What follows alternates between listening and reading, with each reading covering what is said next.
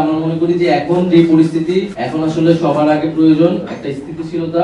সরকারের এবং ডক্টর মোহাম্মদ ইউনূসের পক্ষের সাথে কথা বলে একটা স্থিতিশীল জায়গায় যাওয়া এবং সকল রাজনৈতিক দলের সরকারের প্রতি সেই সহযোগিতা মনোভাব সেটা ব্যক্ত করা। পরে আমরা বাকি বিষয়গুলোতে আবার আসলে হয়তো আলোচনা করতে পারবো সরকারের সাথে, কিন্তু আলোচনার মাধ্যমে আমাদের আসলে সমাধানের দিকে যেতে হবে। না, আমরা তো এর আগেও বলেছি যে আমরা এটা স্যাটিসফাইড না যে গতিতে কার্যক্রম চলছে। আমাদের সেই সমালোচনা সরকারের প্রতি রয়েছে, আবার একই সাথে সেই সহযোগিতাও রয়েছে। আমরা আমাদের দাবিগুলো নিয়ে রাজপথেও থাকছি, সরকারকে চাপ প্রয়োগ করছি, কিন্তু এটা অবশ্যই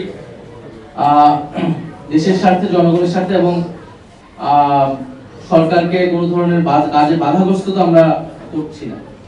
ফলে আমরা চাবো যে কোনো পক্ষে সরকারের কাজে বাধা হয়ে না দাঁড়াক, সরকারের সমালোচনা করুক, সহযোগিতা করুক এবং সরকারও তার যে কাজের গতি বৃদ্ধি করুক, জনগণের সামনে আরো স্পষ্ট করুক তার কাজের গতি ধারা।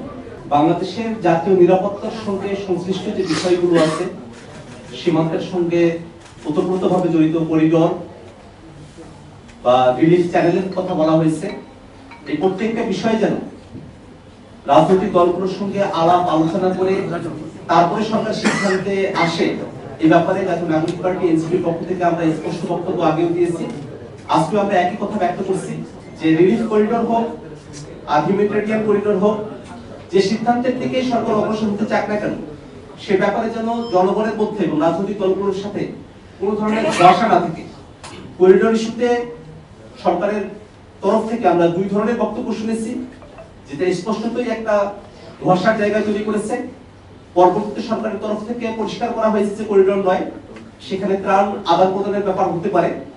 আমরা সেখানেও করেছি যে ত্রাণ আদান প্রদানের ব্যাপার হলেও সেটা আসলে তার কাছে নিয়ন্ত্রণ থাকবে, সেটা কিভাবে পরিচালিত হবে, বাংলাদেশের স্বাধীনতা, সার্বভৌমত্ব বা মানচিত্রের কোনো ধরনের হুমকি সেখানে তৈরি হবে কিনা, প্রত্যেকটা বিষয়ে পরিষ্কার করে রাজনৈতিক দলগুলোর সঙ্গে আলাপ আলোচনা করে তারপরে যেন অন্তর্বর্তীকালীন সরকার সিদ্ধান্ত গ্রহণ করে।